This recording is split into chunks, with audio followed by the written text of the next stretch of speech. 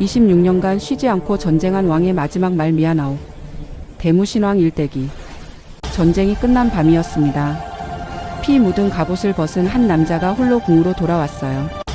그날도 수백 명의 목숨이 그의 칼 아래 쓰러졌죠.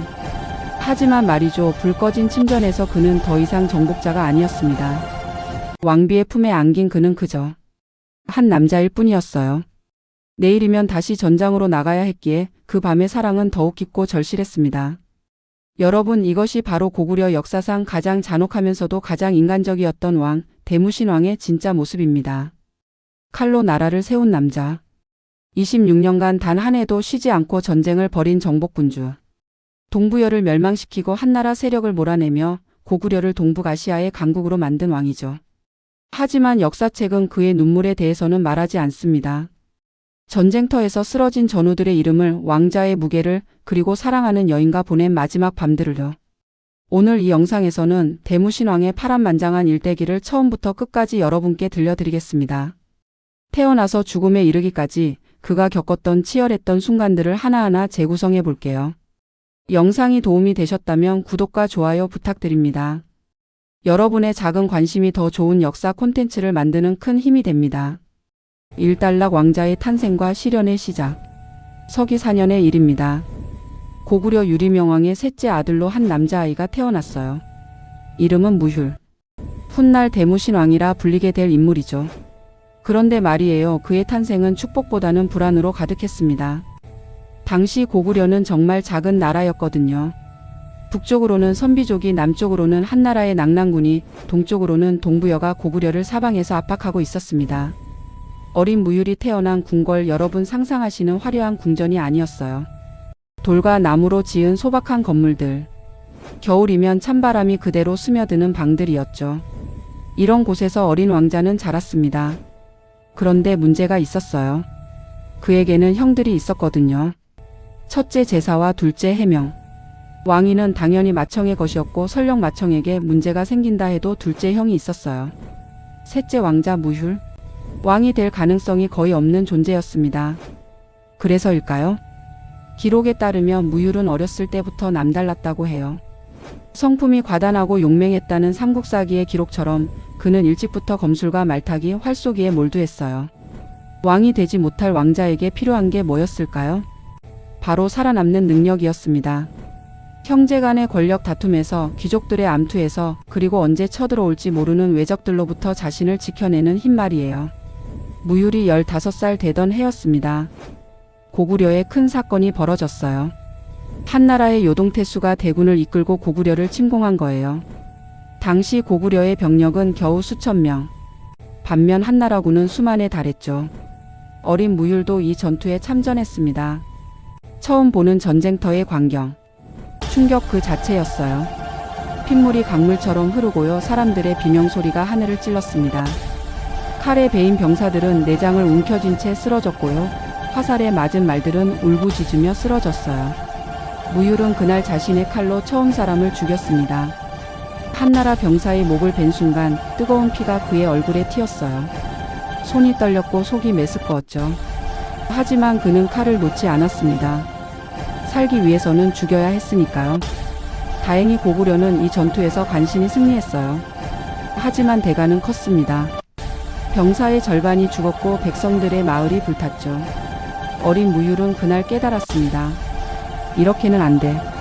우리가 더 강해지지 않으면 다음번엔 우리가 멸망한다. 이것이 훗날 그를 끊임없는 전쟁으로 몰아간 신념의 시작이었어요.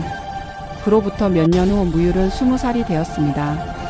키는 7척이 넘었고요. 힘은 보통 사람 10명을 능가했다고 전해져요. 검술은 고구려 최고 수준이었고 말 위에서 활을 쏘면 백발백중이었죠. 하지만 그보다 더 무서운 건 그의 눈빛이었습니다. 차갑고 냉정한 감정을 드러내지 않는 눈. 사람들은 그 눈을 보며 두려움을 느꼈어요. 이 무렵 무휼은 한 여인을 만났습니다. 귀족 가문의 딸이었는데요. 이름은 기록에 남아있지 않지만 그녀는 무휼의 유일한 위안이었다고 해요. 전쟁 연습으로 지친 밤 무휼은 몰래 그녀를 만났어요. 달빛 아래 강가에서 두 사람은 말없이 손을 잡았죠. 그녀는 무휼의 거친 손을 어루만지며 물었습니다. 왜 이렇게까지 자신을 혹독하게 몰아붙이십니까? 무휼은 대답하지 않았어요. 대신 그녀를 끌어안았습니다. 말할 수 없었기 때문이에요. 살아남기 위해서라는 대답이 얼마나 비참하게 들릴지 알았으니까요. 하지만 행복한 시간은 길지 않았습니다. 서기 18년 무율이 24살 되던 해 유리명왕이 세상을 떠났어요. 당연히 왕위는 맏아들 제사에게 돌아가야 했죠. 그런데 여기서 역사는 예상치 못한 방향으로 흘렀습니다. 제사가 왕위를 거부한 거예요. 이유는 명확하지 않지만 아마도 건강 문제나 정치적 이유였을 거라고 추정되죠. 그러자 둘째 해명이 왕위를 계승했습니다. 그런데 여기서 또 놀라운 일이 벌어졌어요. 해명왕이 즉위한 지 불과 몇 달 만에 급서한 겁니다. 독살이라는 소문이 궁중에 떠돌았지만 진실은 알 수 없어요. 어쨌든 왕위는 비어 있었고요. 이제 남은 건 셋째 왕자 무율뿐이었습니다. 24살의 젊은 나이에 무율은 고구려의 왕이 되었어요. 하지만 그것은 축복이 아니라 저주의 시작처럼 보였습니다. 귀족들은 어린 왕을 무시했고요. 주변국들은 고구려의 혼란을 기회로 삼으려 했죠. 무율은 왕자에 앉으면서 생각했습니다. 이제 더 이상 물러날 곳이 없다. 나는 강해져야 한다. 고구려를 강하게 만들어야 한다. 그러지 않으면 우리 모두 죽는다. 그날 밤 무율은 사랑하는 여인을 불렀어요. 이제 그녀는 왕비가 될 사람이었죠. 둘은 촛불 하나만 켜진 침전에서 마주 앉았습니다. 무율은 그녀의 손을 잡으며 말했어요. 앞으로 내가 많은 피를 흘릴 것이오. 내 손에는 수많은 사람들의 피가 묻을 것이오. 그래도 당신은 나를 사랑할 수 있겠소? 왕비는 눈물을 흘리며 고개를 끄덕였습니다. 그 모든 피를 씻어드리겠나이다. 그것이 제 역할이옵니다. 그날 밤 두 사람은 긴 시간 서로를 껴안고 있었어요. 앞으로 펼쳐질 잔혹한 미래를 알고 있었기 때문입니다. 무율은 그녀의 머리카락을 쓰다듬으며 속으로 맹세했어요. 이 사람만큼은 지켜내겠다. 이 나라만큼은 지켜내겠다. 그러기 위해서라면 나는 악마라도 되겠다. 이것이 대무신왕 무율의 진짜 이야기가 시작되는 순간이었습니다. 이단락 정복의 서막 동부여 멸망과 피의 결단. 즉위 첫 해 대무신왕 무율은 가만히 앉아있지 않았어요. 왕이 된 지 석 달도 채 되지 않아서 그는 신하들을 모아놓고 선언했습니다. 동부여를 칠 것이다. 대신들은 경악했죠. 동부여는 고구려보다 2배는 큰 나라였거든요. 게다가 조상 대대로 고구려를 괴롭혀온 강적이었어요. 선대 왕들도 감히 건드리지 못했던 나라를 이제 막 즉위한 젊은 왕이 치겠다니요? 대신들이 반대하자 무율은 차갑게 말했습니다. 두려워하는 자는 여기 남아 농사나 지으시오. 나는 간다. 그의 눈빛에는 광기에 가까운 결의가 서려 있었어요. 결국 3,000명의 병사가 왕을 따랐습니다. 고구려 전체 병력의 절반도 안 되는 숫자였죠. 출정 전날 밤이었어요. 왕비는 무율의 갑옷끈을 매주며 눈물을 참았습니다. 돌아오실 거지요? 무율은 대답 대신 그녀를 끌어안았어요. 그날 밤의 포옹은 절박했습니다. 혹시 이것이 마지막일지 모른다는 두려움 때문이었죠. 서기 18년 가을 대무신왕의 군대는 동부여 국경을 넘었습니다. 동부여왕 대소는 코웃음을 쳤어요. 고구려의 어린 왕이 제 무덤을 파러 왔구나. 그는 1만 명의 군대를 보내 고구려군을 포위했죠. 수적으로는 압도적인 열세였습니다. 하지만 무율에게는 계산이 있었어요. 첫 번째 전투는 협곡에서 벌어졌습니다. 무율은 병력을 3갈래로 나눴어요. 정면에서는 소수의 병력으로 적을 유인하고요. 양옆산에서는 매복 부대가 바위와 화살을 퍼부었죠. 동부 여군은 순식간에 혼란에 빠졌습니다. 무율은 직접 선봉에 섰어요. 그의 칼이 한번 휘둘러질 때마다 적군 2~3명이 쓰러졌죠. 피가 얼굴을 뒤덮었지만 그는 멈추지 않았습니다. 전투가 끝났을 때 협곡은 시체로 뒤덮여 있었어요. 동부여군 3,000명이 죽었고요. 고구려군은 500명의 전사자를 냈습니다. 무율은 피 묻은 칼을 들고 승전을 외쳤지만 그날 밤 홀로 장막에 앉아서는 술잔을 비웠어요. 500명. 함께 출정한 동료들, 같은 밥을 먹고 같은 하늘을 본 사람들이 죽었거든요. 그들의 얼굴이 눈앞에 떠올랐습니다. 하지만 무율은 눈물을 흘리지 않았어요. 울 자격이 없다고 생각했습니다. 그들을 죽음으로 몰아넣은 건 자신이었으니까요. 하지만 전쟁은 끝나지 않았습니다. 동부여왕 대소는 분노했어요. 그는 나머지 병력 전부를 동원해 고구려군을 섬멸하려 했죠. 이번에는 정면 대결이었습니다. 들판에서 두 군데가 맞붙었어요. 피비린내가 하늘을 뒤덮었습니다. 칼과 칼이 부딪히는 소리, 사람들의 비명소리, 말들의 울부짖음이 뒤섞였죠. 무율은 적진 한가운데로 돌진했습니다. 미친 짓이었어요. 하지만 그는 알고 있었어요. 왕이 목숨을 걸지 않으면 병사들도 목숨을 걸지 않는다는 것을요. 그의 뒤를 따라 친위대가 쐐기처럼 파고들었습니다. 마침내 무율은 동부여왕 대소와 마주쳤어요. 두 왕의 일기토. 역사의 기록은 간단합니다. 대무신왕이 대소를 베었다. 하지만 그 순간은 간단하지 않았어요. 대소는 노련한 전사였거든요. 그의 창이 무율의 어깨를 스쳤고 피가 흘렀습니다. 무율은 비틀거렸지만 넘어지지 않았어요. 대신 그는 한 걸음 더 다가가 칼을 휘둘렀습니다. 대소의 목이 허공으로 날아갔어요. 그 순간 전장이 조용해졌습니다. 왕이 죽었다는 사실을 안 동부 여군은 무기를 버리고 도망쳤죠. 승리했습니다. 하지만 무율은 기뻐하지 않았어요. 그는 대소의 시신을 내려다보며 생각했습니다. 이 사람도 자기 나라를 지키려 했을 뿐이다. 나와 다를 게 없다. 하지만 역사는 승자의 편이에요. 무율은 대소의 목을 잘라 장대에 매달았습니다. 잔혹한 행위였지만 필요한 조치였어요. 주변 나라들에게 메시지를 보내야 했거든요. 고구려를 건드리면 이렇게 된다고요. 이어진 한 달 동안 고구려군은 동부여의 성을 하나씩 함락시켰습니다. 저항하는 성은 불태웠고요. 항복하는 성은 받아들였죠. 마침내 동부여의 왕성이 함락되었어요. 100년 역사의 나라가 한 달 만에 사라진 겁니다. 무율은 동부여의 궁궐에 섰습니다. 이제 이곳은 고구려의 땅이었어요. 그런데 궁궐 한편에서 한 여인이 발견되었습니다. 대소의 왕비였어요. 그녀는 자결하려 했지만 병사들이 막았죠. 무율 앞에 끌려온 그녀는 고개를 들어 왕을 똑바로 쳐다보며 말했습니다. 나를 죽이시오. 당신의 손에 제 남편이 죽었으니 나도 같은 운명을 맞을 것이오. 무율은 잠시 침묵했어요. 그 여인의 눈에서 자신의 왕비를 보았습니다.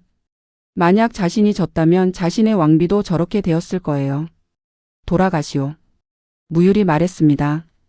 고향으로 돌아가 여생을 평화롭게 사시오. 나는 원수를 갚으려는 자에게는 칼을 들지만 항복하는 자에게까지 칼을 들지는 않소. 그 여인은 눈물을 흘리며 절을 했어요. 그날 무율은 자신의 원칙을 세웠습니다. 전쟁은 필요하지만 불필요한 잔혹함은 피하자고요. 승전보가 고구려 도읍에 도착했습니다. 백성들은 환호했고요. 신하들은 왕의 결단을 찬양했죠. 하지만 정작 무율은 기뻐하지 않았어요.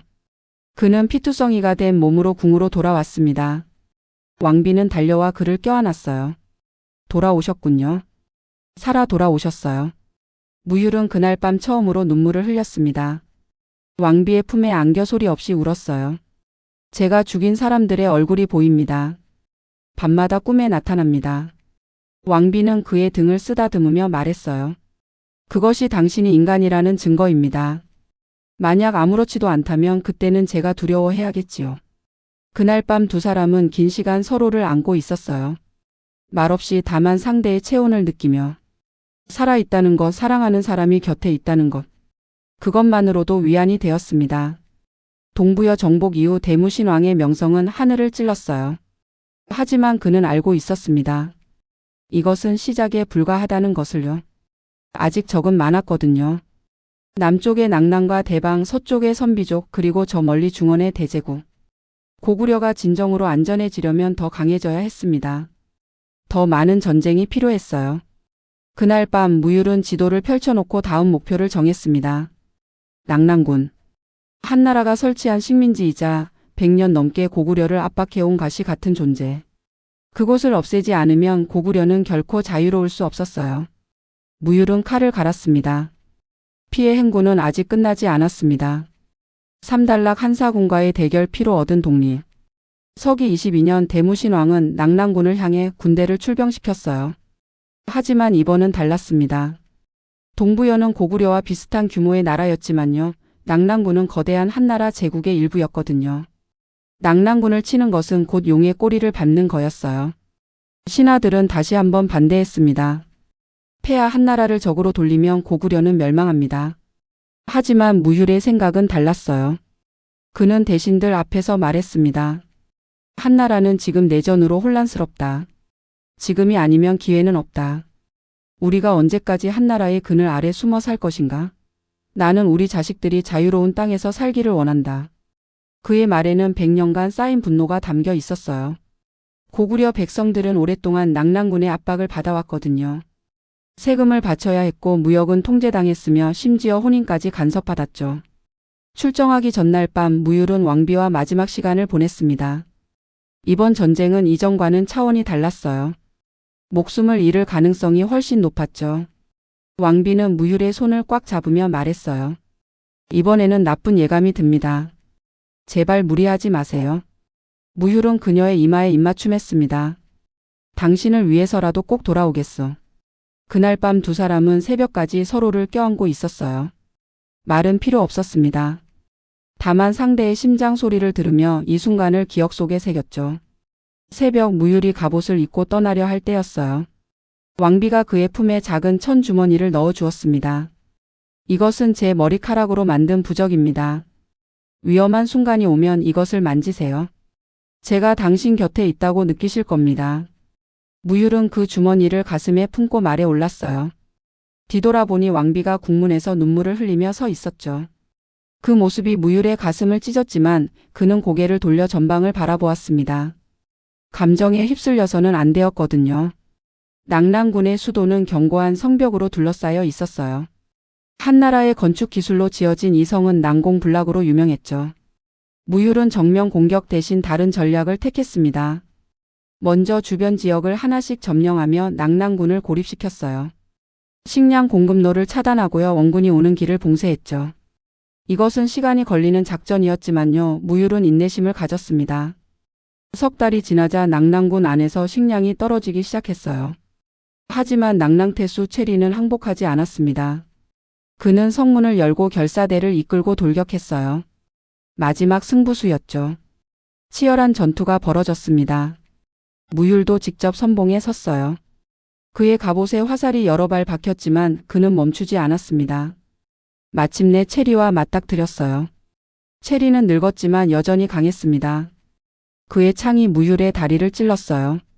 피가 쏟아졌지만 무율은 쓰러지지 않았습니다. 대신 그는 가슴에 천 주머니를 만졌어요. 왕비가 준 부적. 순간 힘이 솟았습니다. 살아서 돌아가야 한다. 무율은 온 힘을 다해 칼을 휘둘렀어요. 체리의 갑옷이 갈라지고 그는 쓰러졌습니다. 전투가 끝났어요. 낙랑군은 항복했습니다. 하지만 승리의 대가는 컸어요. 고구려군의 절반이 전사했거든요. 전장은 아비규환이었습니다. 무율은 부상당한 다리를 질질 끌며 전사자들 사이를 걸었어요. 한 명 한 명의 얼굴을 보았습니다. 어제까지 함께 밥을 먹고 농담을 나누던 사람들. 이제 그들은 차가운 시체가 되어 있었죠. 한 젊은 병사가 마지막 숨을 몰아쉬고 있었어요. 무율이 다가가 그의 손을 잡았습니다. 잘 싸웠다. 내 덕분에 고구려가 이겼다. 병사는 피를 토하며 말했어요. 제 고향 어머니에게 전해 주십시오. 아들이 용감하게 싸웠다고. 그리고는 숨이 끊어졌습니다. 무율은 그의 눈을 감겨주며 맹세했어요. 꼭 전하겠다. 내 이름을 역사에 남기겠다.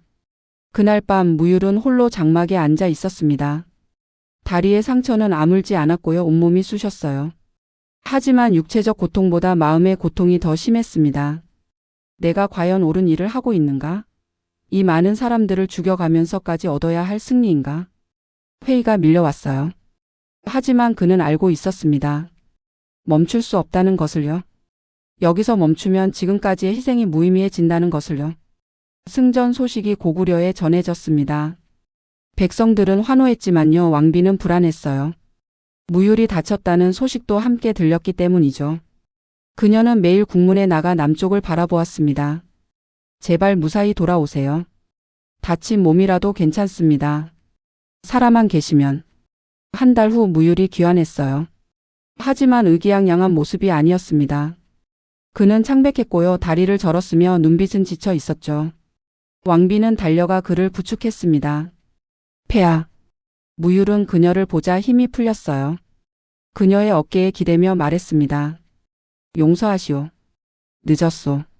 그날 밤 왕비는 직접 무율의 상처를 치료했어요. 다리에 깊은 상처를 씻고 약을 바르는 동안 무율은 신음을 참았습니다. 아파도 참으셔야 합니다. 고름을 빼내야 해요.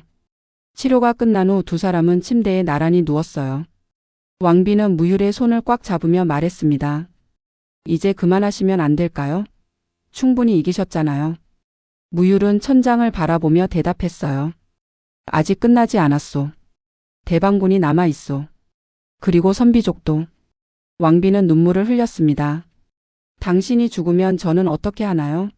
승리가 뭐가 중요합니까? 저는 그냥 당신과 함께 평범하게 살고 싶어요. 무율은 그녀를 끌어안았어요. 미안하오. 하지만 나는 왕이오. 개인의 행복보다 나라가 먼저요.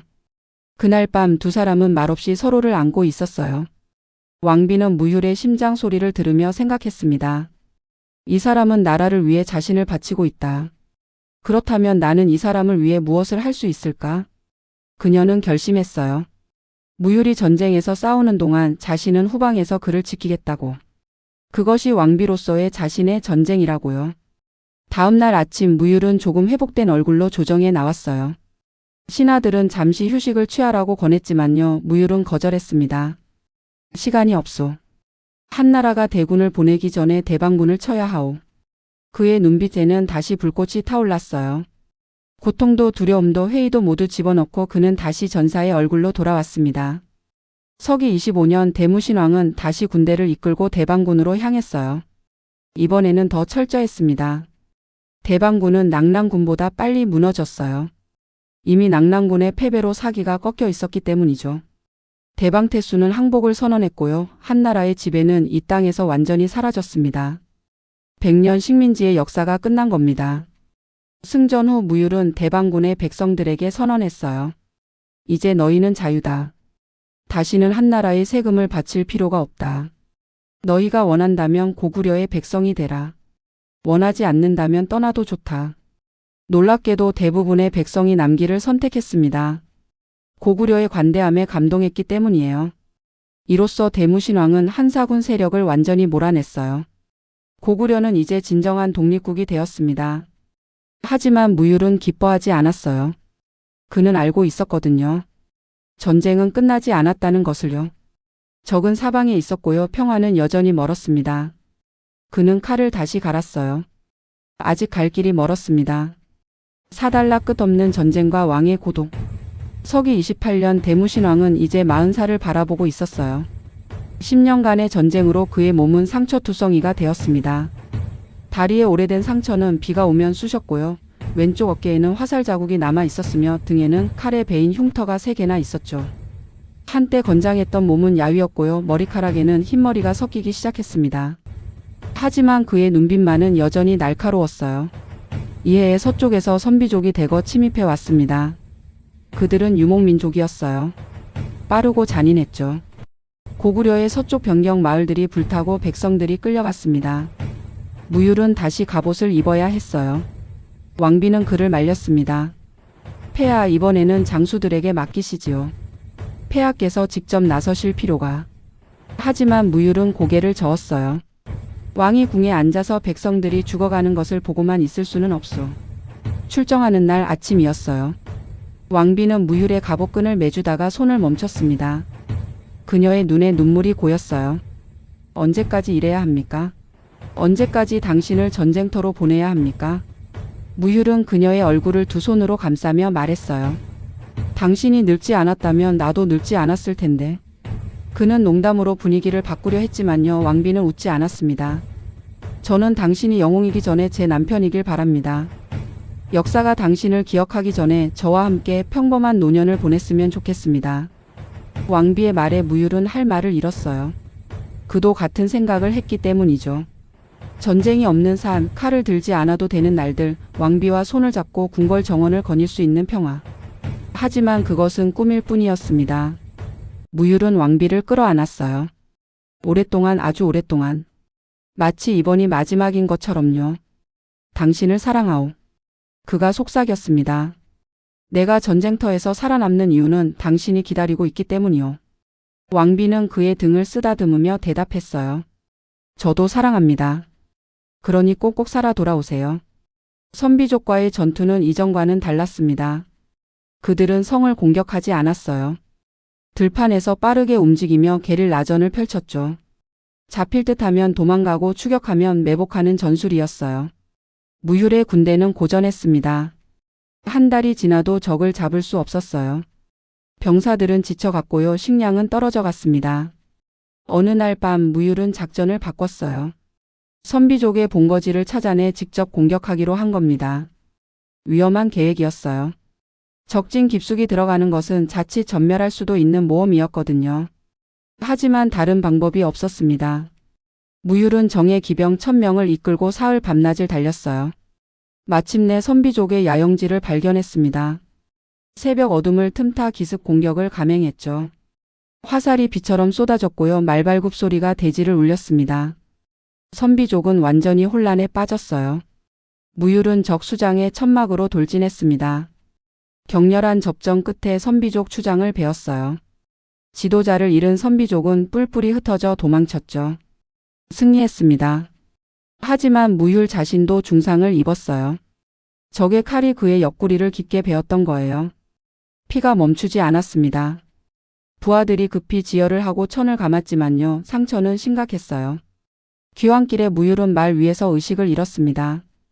부하들은 급히 왕을 들것에 태워 고구려로 돌아갔어요. 궁에서 왕비는 매일 남문을 바라보며 기다렸습니다. 한 달이 넘도록 소식이 없었거든요. 불안과 두려움이 그녀를 짓눌렀어요. 혹시 무슨 일이 생긴 것은 아닐까? 혹시 이번에는 정말. 밤마다 악몽을 꾸었습니다. 무율이 피투성이가 되어 쓰러진 모습, 자신을 부르는 그의 목소리. 그녀는 잠을 이룰 수 없었어요. 그러던 어느 날 성문이 열리고 군대가 돌아왔습니다. 하지만 왕은 말을 타고 있지 않았어요. 들것에 실려 있었죠. 왕비는 정신없이 달려갔습니다. 폐하, 폐하. 무율은 창백한 얼굴로 누워 있었어요. 숨은 쉬고 있었지만요. 매우 약했습니다. 왕비는 그의 손을 잡으며 울음을 터뜨렸어요. 왜 이렇게까지 하십니까? 왜 이렇게까지? 의원들이 급히 치료를 시작했습니다. 상처는 깊었고요. 이미 염증이 시작되고 있었어요. 사흘 밤낮을 왕비는 무율 곁을 떠나지 않았습니다. 그의 이마에 땀을 닦아주고요. 약을 먹이고 손을 잡고 기도했어요. 제발 살아나세요. 제발. 무율은 열에 시달리며 헛소리를 했습니다. 미안하다. 미안해. 내가 보낸 자들. 돌아오지 못한 자들. 나흘째 되던 날 새벽이었어요. 무율의 열이 내렸습니다. 그가 눈을 떴을 때 처음 본 것은 왕비의 얼굴이었어요. 야윈 얼굴, 붉게 충혈된 눈, 지친 표정. 하지만 그 얼굴이 그에게는 가장 아름다워 보였습니다. 당신. 무율이 약하게 말했어요. 왕비는 울음을 터뜨리며 그의 손을 꽉 잡았습니다. 살아나셨어요. 정말 다행이에요. 회복하는 동안 무율은 처음으로 긴 시간을 왕비와 보낼 수 있었어요. 침대에 누워 꽃이 피는 것을 보고요. 새소리를 들었습니다. 왕비는 매일 그의 곁에 앉아 책을 읽어주었죠. 어느 날 저녁 무율이 물었어요. 나는 좋은 왕이었소? 왕비는 잠시 침묵하다가 대답했습니다. 좋은 왕이셨습니다. 하지만 당신 자신에게는 너무 가혹한 왕이셨어요. 고구려를 강하게 만들었지만 당신 자신은 너무 많이 희생하셨습니다. 당신의 청춘도 건강도 행복도 모두 이 나라에 바치셨어요. 왕비의 말에 무율은 천장을 바라보았어요. 후회는 하지 않소. 다만 당신에게 미안할 뿐이요. 평범한 남편이 되어주지 못해서. 왕비는 그의 손을 두 손으로 감싸며 말했습니다. 저는 당신이 왕이든 평민이든 상관없습니다. 다만 당신이 살아있고 제 곁에 있으면 그것으로 충분합니다. 그날 밤 두 사람은 손을 맞잡고 잠들었어요. 오랜만에 평화로운 밤이었습니다. 전쟁도 책임도 왕관도 모두 잠시 내려놓은 채요. 그들은 그저 서로를 사랑하는 두 사람일 뿐이었죠. 한 달 후 무율은 다시 일어났습니다. 상처는 아물었지만 흉터는 남았어요. 그는 다시 조정에 나가 정사를 돌보기 시작했죠. 하지만 이제는 조금 달랐습니다. 매일 저녁 그는 일찍 직무를 마치고 왕비와 시간을 보냈어요. 정원을 거닐며 꽃을 보고요. 차를 마시며 이야기를 나눴죠. 작은 행복들. 전쟁 속에서 잊고 살았던 일상의 소중함을 그는 이제야 깨달았습니다. 하지만 평화는 오래가지 않았어요. 서기 30년 이번에는 남쪽에서 위기가 찾아왔습니다. 한나라의 새로운 장군이 복수를 외치며 대군을 이끌고 온다는 정보였어요. 무율은 다시 결단해야 했습니다. 왕비는 더 이상 말리지 않았어요. 대신 조용히 그의 갑옷을 준비해 주었죠. 15년을 함께 살며 그녀는 깨달았습니다. 이것이 그의 운명이고요. 자신은 그 운명을 함께 견뎌야 한다는 것을요. 출정 전날 밤 두 사람은 달빛 아래 정원을 거닐었어요. 말은 없었습니다. 다만 손을 맞잡고 천천히 걸었죠. 무율이 먼저 입을 열었습니다. 전쟁이 끝나면 우리 멀리 여행을 떠나는 것이 어떻겠소? 바다를 보러 가고 산을 보러 가고. 왕비는 미소 지었어요. 좋아요. 약속하세요. 약속하오. 그날 밤 두 사람은 새벽까지 서로를 안고 있었습니다. 말없이 다만 상대의 체온을 느끼며. 전쟁이 있고 책임이 있고 운명이 있지만요. 이 순간만큼은 그들은 그저 서로를 사랑하는 두 남녀였어요. 창밖으로 새벽이 밝아오고 있었습니다. 또 다른 전쟁의 날이 시작되고 있었어요. 오달락 왕의 마지막 그리고 영원한 유산. 서기 44년 가을이었습니다. 대무신왕 무율은 이제 60살이었어요. 26년간 왕위에 있으면서 단 한 해도 전쟁 없는 해가 없었죠. 동부열을 멸망시켰고요. 낙랑과 대방을 몰아냈으며 선비족을 격퇴했고 남쪽의 말갈족까지 복속시켰습니다. 고구려의 영토는 그가 즉위했을 때보다 3배로 늘어났어요. 약소국이었던 고구려는 이제 동북아시아의 강국이 되었죠. 하지만 그 대가는 컸습니다. 무율의 몸은 만신창이었어요. 전신에 20군데가 넘는 상처가 있었고요. 오른쪽 눈은 거의 보이지 않았으며 다리는 날씨가 추우면 절뚝거렸죠. 한때 7척이 넘던 거구는 야위었고요. 등은 굽었습니다. 그는 늙었어요. 빠르게, 너무나 빠르게. 왕비도 늙었습니다. 한때 아름다웠던 그녀의 얼굴에는 주름이 깊게 패였고요. 머리카락은 하얗게 새었어요. 하지만 그녀의 눈빛만은 여전히 따뜻했죠. 26년간 그녀는 무율의 그림자였습니다. 그가 전쟁터에 나갈 때마다 기다렸고요. 돌아오면 상처를 치료해 주었으며 절망할 때는 위로했고 외로울 때는 곁을 지켰어요. 그해 가을 무율은 처음으로 병석에 눕게 되었습니다. 오래된 상처들이 악화되고요. 몸이 말을 듣지 않았어요. 의원들은 고개를 저었습니다. 오랜 전쟁으로 기력이 다하셨습니다. 더 이상 치료로는 어렵습니다. 무율은 자신의 죽음이 가까워졌음을 알았어요. 두렵지 않았습니다. 오히려 안도했죠. 이제 쉴 수 있구나. 병이 깊어지자 무율은 왕세자를 불렀어요. 아들은 이미 장성해 있었습니다. 아비는 평생을 전쟁으로 살았다. 하지만 너는 다르게 살았으면 좋겠다. 왕세자가 물었습니다. 그럼 아버님은 후회하십니까? 무율은 잠시 침묵하다가 대답했어요. 후회는 하지 않는다. 하지만 아쉽기는 하구나. 더 많은 시간을 가족과 보내지 못한 것, 평화로운 하루를 즐기지 못한 것. 아비가 칼로 넓힌 이 땅을 너는 지혜로 다스려라. 힘으로만 유지되는 나라는 오래가지 못한다. 백성을 사랑하고 신하를 믿고 이웃 나라와 화평하려 노력해라. 왕세자는 눈물을 흘리며 아버지의 손을 잡았어요. 명심하겠습니다, 아버님.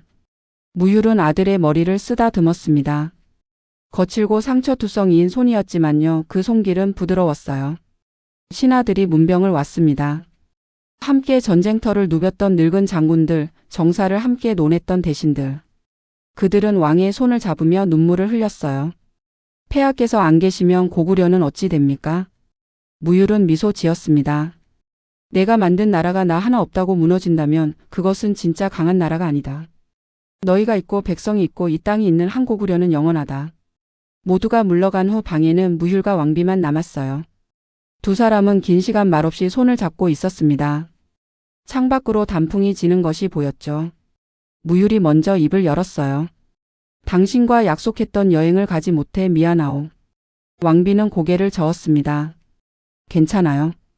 당신과 함께한 모든 순간이 저에게는 여행이었어요. 처음 만났던 날 기억하오? 강가에서 달빛 아래. 무율의 말에 왕비는 미소 지었어요. 기억해요. 당신은 무서운 얼굴로 저를 내려다보셨죠. 하지만 눈빛은 슬펐어요. 그때 이미 당신을 사랑했소. 당신만은 내 진짜 모습을 봐주었으니까. 무율의 목소리가 떨렸습니다. 왕비는 그의 손을 두 손으로 꽉 잡았어요. 저도 사랑했어요. 처음부터 지금까지, 그리고 당신이 떠난 후에도 계속 사랑할 거예요.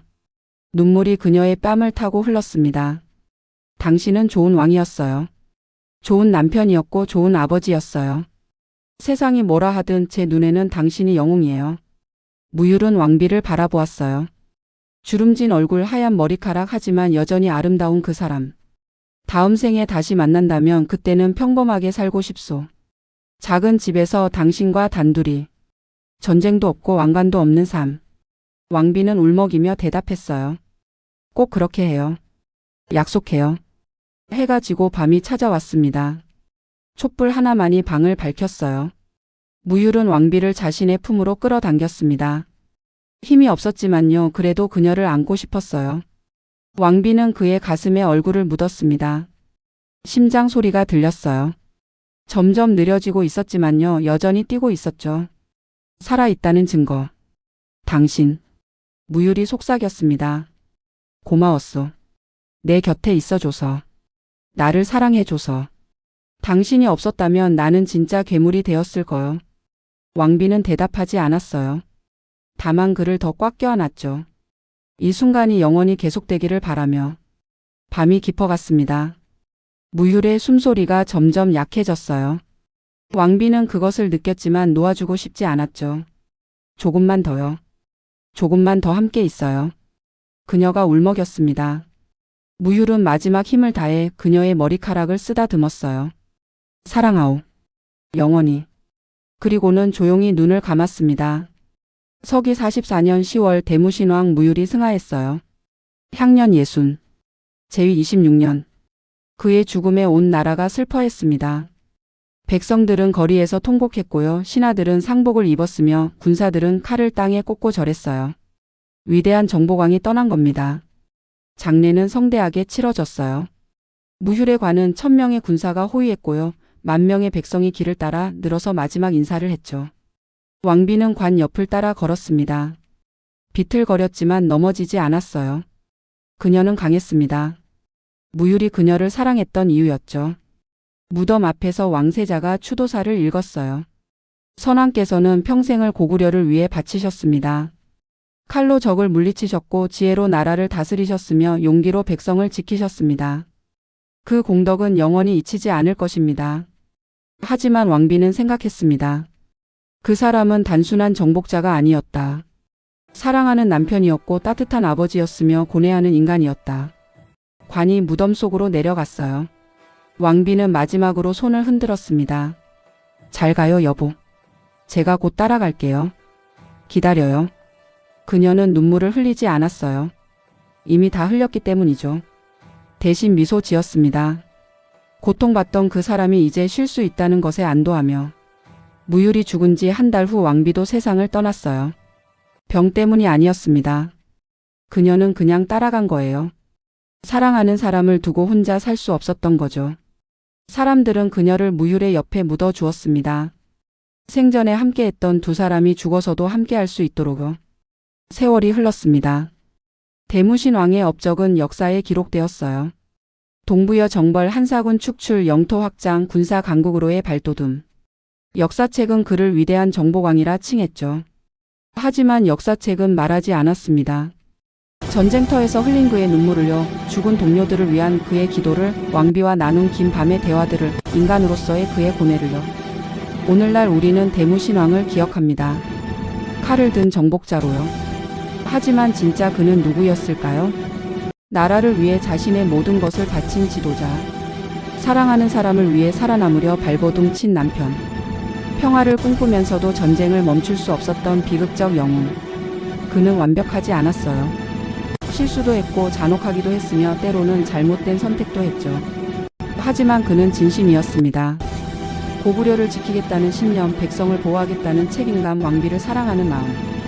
그 모든 것이 진심이었어요. 그래서 우리는 1700년이 지난 지금도 그를 기억합니다. 위대한 왕으로서가 아니라요, 한 인간으로서요. 대무신왕 무율. 그는 평화를 남기지 않았습니다. 하지만 살아남을 수 있는 나라를 남겼어요. 그는 편안한 삶을 살지 못했습니다. 하지만 자식들에게 자유로운 땅을 물려주었죠. 그는 행복하지 않았을지 모릅니다. 하지만 사랑받았고요, 또 사랑했습니다. 그것만으로도 충분히 의미 있는 삶이었어요. 고구려의 넓은 들판 어딘가에 두 개의 무덤이 나란히 서 있습니다. 세월이 흘러 잡초가 무성하지만요, 그 무덤은 여전히 그곳에 있어요. 바람이 불 때마다 풀들이 흔들립니다. 마치 두 사람이 서로를 부르는 것처럼요. 전쟁이 끝난 후 마침내 찾은 평화. 그것이 대무신왕의 마지막 모습입니다. 여러분, 여기까지 대무신왕의 파란만장한 일생이었습니다. 이 영상이 도움이 되셨다면 구독과 좋아요 부탁드립니다. 다음에는 또 다른 역사 속 인물의 이야기로 찾아뵙겠습니다. 시청해 주셔서 감사합니다.